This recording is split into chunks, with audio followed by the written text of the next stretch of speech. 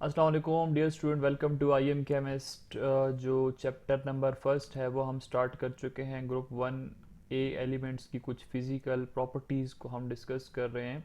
Last जो video थी उसके अंदर हम लोगों ने ट्रेंड देखा कि एटॉमिक रेडियस के अबाउट मैंने आपको बताया कि डाउन द ग्रुप हमारे पास इंक्रीज़ हो रहा होता है क्योंकि एक्स्ट्रा शेल जो है वो एड अप हो रहा होता है। अगर आपने वो वीडियो देखनी है तो आप इस वीडियो की डिस्क्रिप्शन लिस्ट में जाकर उसको वहाँ से देख सकते हैं। अब आज की जो वीडियो है इसके अंदर हम लोग पढ़ने वाले हैं trends and first ionization energy. अब सबसे पहले तो आपको ये पता होना चाहिए कि आयनाइजेशन एनर्जी क्या होती है।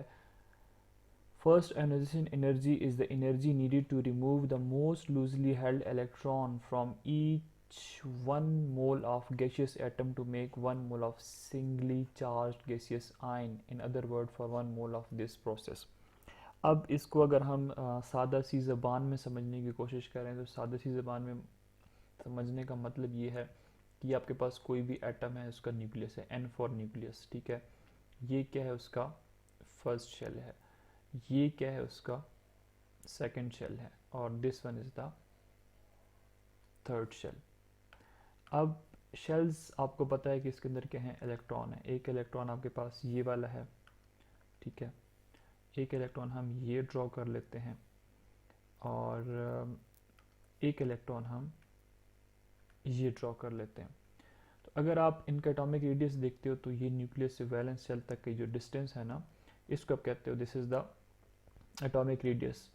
अब देखें कि इनमें से ये जो इलेक्ट्रॉन है इसको हम नाम दे देते हैं लेट से ए। ये वाला जो है इसको हम लेट से, वैसे फॉर इंस्टेंस इसको हम नाम दे देते हैं बी। तो अभी आप ज़रा गौर करके इनको देखें कि आपको जो है तो इसमें से कौन सा इलेक्ट्रॉन करीब नज़र आ रहा है। तो ऑब्वियसली ए जो इलेक्ट्रॉन है ये आपको नज़दीक नज़र आ रहा है और बी जो इलेक्ट्रॉन है ये आपको दूर नज़र आ रहा है। It is very far away from the hold of the nucleus. अब अगर ये करीब है ए वाला तो इसका मतलब है इसके ऊपर जो न्यूक्लियस का होल्ड है वो बहुत ही ज़्यादा है। अगर न्यूक्लियस का होल्ड बहुत ही ज़्यादा है तो इसका मतलब है कि ये स्ट्रांगली हेल्ड होगा, ठीक है। ये हमारे पास क्या होगा, स्ट्रांगली हेल्ड होगा। इसको मजबूती से न्यूक्लियस जो है ज़्यादा फोर्स के साथ अट्रैक्ट कर सकता है, करके रखा होता है। लेकिन अगर आप इलेक्ट्रॉन नंबर बी की बात करते हो तो ये बहुत ज़्यादा दूर होता है और इसके ऊपर जो न्यूक्लियस की अट्रैक्शन होती है वो वीक होती है as compare two electron number A जो कि बहुत ही ज़्यादा करीब है। अब अगर ये वीक है, बहुत दूर है, डिस्टेंस ज़्यादा है, तो इसका मतलब है कि इसके ऊपर न्यूक्लियस का होल्ड कम होगा। अब अगर होल्ड कम है, हम इससे इलेक्ट्रॉन रिमूव करना चाहते हैं, so we will have to provide an energy, ठीक है। हमने क्या करना होता है, इसको एनर्जी देनी होती है। अब एनर्जी ये जो दे रहे हैं इस एनर्जी को हम क्या कहते हैं, this is known as ionization energy I dot E. या आपको कहीं ना कहीं पे आई डॉट पी भी नज़र आएगा। आई डॉट पी का मतलब आयनाइजेशन पोटेंशियल या आयनाइजेशन एनर्जी। इसको हम मेजर करते हैं किलो जॉल पर मोल के अंदर, ठीक है। ये आपके पास क्या होती है, this is the unit of ionization energy या फिर आयनाइजेशन पोटेंशियल, किलो जॉल पर मोल। अब किसी भी एटम के वैलेंस इलेक्ट्रॉन को जो कि लूजली हेल्ड होता है उसको रिमूव करने के लिए जो एनर्जी रिक्वायर्ड होती है ना, that is known as ionization energy. अब फॉर एग्जांपल हमारे पास एक सोडियम एटम है, ठीक है। ये क्या है, दिस इज़ न्यूट्रल एटम। आप क्या करते हो, आप इसको एनर्जी देते हो। एनर्जी देने के बाद आप उसका एक इलेक्ट्रॉन जो है वो रिमूव कर देते हो तो उसके ऊपर चार्ज क्या आ जाएगा, +1। अब ये हमारे पास क्या है, this is atom.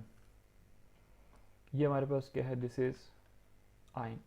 Atom sodium का जो है दैट इज़ अनस्टेबल। इस वक्त हमारे पास क्या है, दिस इज़ अनस्टेबल क्योंकि इसका थर्ड शेल होता है, उसके अंदर एक इलेक्ट्रॉन होता है, वो अनस्टेबल होता है। उसकी कोई लाइक ऑक्टेट डुबलेट वो ओबे नहीं कर रहा होता। आयन की फॉर्म में क्या हो जाता है कि ये स्टेबलाइज हो जाता है। हमारे पास क्या हो जाता है, स्टेबल हो जाता है। अगर हम थोड़ी सी इसकी डिटेल में जाते हैं तो हमारे पास फॉर एग्जांपल सोडियम का ये न्यूक्लियस है।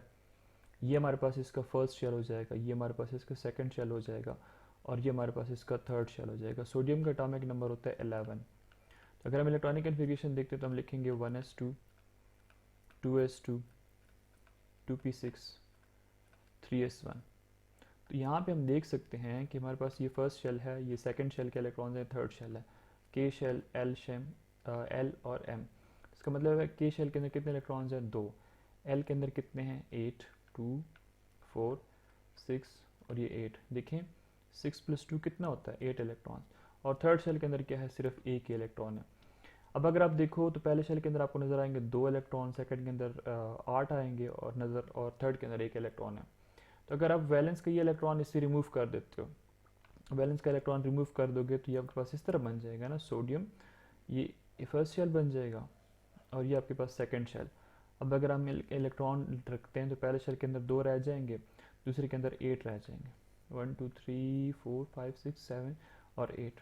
अब इसके ऊपर चार्ज क्या आ जाएगा, दैट वुड बी +1 चार्ज। उसकी वजह क्या है कि पहले ये जो हमारे पास है सोडियम एटम, इसके अंदर प्रोटॉन जो है वो 11 है और इसी तरह इलेक्ट्रॉन भी इसके अंदर क्या है, 11 होते हैं। अब यहाँ पे क्या है, प्रोटॉन तो सेम है ना, प्रोटॉन के अंदर तो चेंज नहीं आ रही, प्रोटॉन तो विद इन द न्यूक्लियस होता है, उसको तो आप रिमूव नहीं कर सकते। लेकिन इलेक्ट्रॉन आपने एक रिमूव कर दिया, जिसके ऊपर चार्ज क्या होगा, 10। ठीक है, कौन सा 10, -10, क्योंकि इलेक्ट्रॉन के ऊपर चार्ज नेगेटिव होता है, प्रोटॉन के ऊपर चार्ज पॉजिटिव होता है। तो +11 - 10 से आपके पास चार्ज कितना आता है, दैट वुड बी +1। इसलिए आपको सोडियम के ऊपर चार्ज जो है दैट इज +1 नज़र आएगा। तो अब आई होप सो आपको आयनाइजेशन एनर्जी की समझ आ गई होगी कि आयनाइजेशन एनर्जी क्या होती है, कि अगर आपके पास गैसियस एटम है, आपने उसको गैसियस आयन के अंदर कन्वर्ट कर दिया ताकि उसका एक इलेक्ट्रॉन जो है वो रिमूव हो जाए। इलेक्ट्रॉन रिमूव करने की वजह क्या है, ताकि जो एटम पहले अनस्टेबल फॉर्म में है वो स्टेबिलिटी जो है वो अटेन कर ले। और ये हमारे पास मेनली होता है आयोनिक बॉन्ड की फॉर्मेशन में। ठीक है, जब कभी आयोनिक बॉन्ड की फॉर्मेशन होती है तो हमारे पास ये जो लॉस ऑफ इलेक्ट्रॉन है दैट टेक्स प्लेस। अच्छा जी, notice that first ionization energy fall as you go down the group. कहता है कि जब आप टॉप टू बॉटम मूव करते हो, लाइक आपके पास है सोडियम, फिर लिथियम, सोडियम, फिर पोटाशियम, फिर रुबीडियम और फिर सीजियम। कहते हैं जब आप टॉप टू बॉटम मूव करते हो तो आयनाइजेशन एनर्जी जो है ना, आयनाइजेशन एनर्जी डिक्रीजेस। अब उसकी वजह क्या है, लास्ट अगर आपने वीडियो देखी है तो उसके अंदर हम लोगों ने डिस्कस किया था कि जब हम टॉप टू बॉटम मूव करते हैं तो एटॉमिक जो साइज़ है वो क्या होता है, इंक्रीज़ हो रहा होता है। लाइक अगर आपके पास लिथियम है, लिथियम के अंदर कितने शेल्स होते हैं, लिथियम के अंदर 2 शेल्स होते हैं, लास्ट वीडियो के अंदर हम लोगों ने डिस्कस किया था। सोडियम के अंदर कितने शेल्स होते हैं, 3 शेल्स होते हैं, अभी आपको मैंने बताया। ठीक है, इलेक्ट्रॉनिक कम्युनिकेशन करा कर इसका मतलब इसका एटॉमिक साइज़ थोड़ा और ज़्यादा हो जाएगा।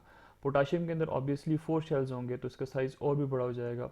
ये फर्स्ट शेल, ये सेकंड शेल, ये थर्ड शेल और ये फोर्थ शेल। अच्छा स्टूडेंट याद रखेंगे, मैं जब लाइन ड्रॉ करता हूँ तो ये जो पहली लाइन है ये वाली, ये होगी, ये हो गई है और ये हो गई है। This is for the nucleus. ठीक है, आपने इसको शेल के अंदर काउंट नहीं करनी है ना, कि आप कहेंगे सर आपने तो शेल्स जो हैं वो ज़्यादा बना दिए। इसके अलावा जो हैं वो हमारे पास क्या होंगे, these would be the shells.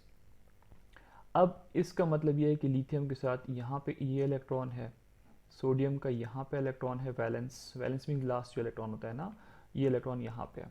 तो अभी अगर आप देखो तो सबसे ज़्यादा डिस्टेंस किसके अंदर है, ऑब्वियसली इन तीनों में से पोटाशियम के अंदर क्या है, डिस्टेंस ज़्यादा है, एटॉमिक डिस्टेंस क्या है इसके अंदर ज़्यादा है। ठीक है, एटॉमिक रेडियस इसका ऑब्वियसली ज़्यादा है। तो अब अगर आप यहाँ से इलेक्ट्रॉन रिमूव करो या यहाँ से करो या यहाँ से करो, कहाँ से सबसे ज़्यादा मुश्किल होगा, ऑब्वियसली यहाँ से मुश्किल होगा।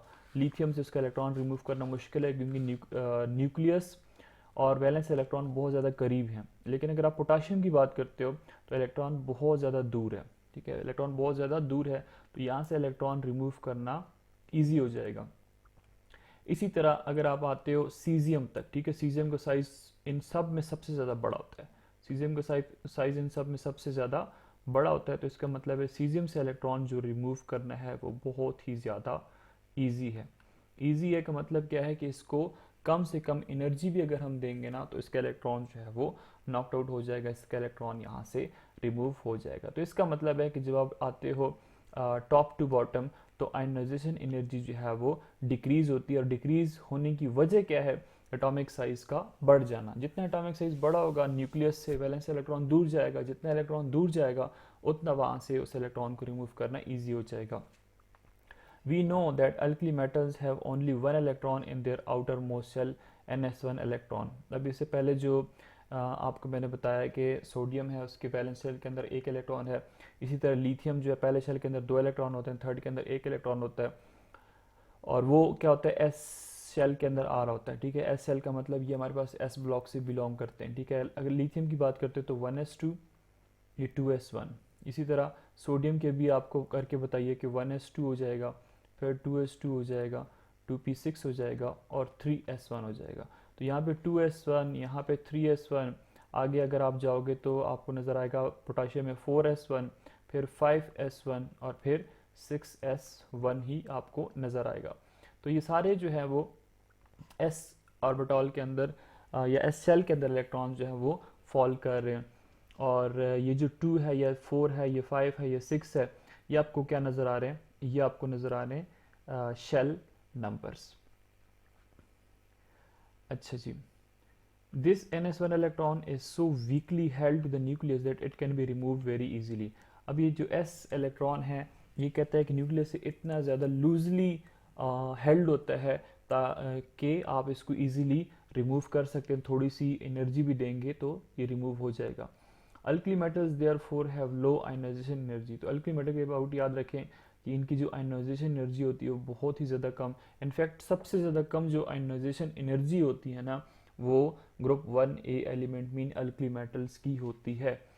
As the distance of NS1 electron from the nucleus increases on moving from lithium to cesium, its removal become more and more easy as we proceed from lithium to cesium। अभी आपको मैंने क्या बताया कि जब टॉप टू बॉटम आते हो तो एटॉमिक साइज क्या हो रहा होता है, एटॉमिक साइज इंक्रीज हो रहा होता है। अगर इंक्रीज हो रहा होता है तो न्यूक्लियस और वैलेंस इलेक्ट्रॉन के बीच में डिस्टेंस ज़्यादा हो रहा होता है। डिस्टेंस ज़्यादा होता है तो फोर्स कम होगी, जो न्यूक्लियस फोर्स कम लगाएगा ना वैलेंस इलेक्ट्रॉन के ऊपर, तो आयनाइजेशन एनर्जी ऑब्वियसली डिक्रीज कर जाएगी।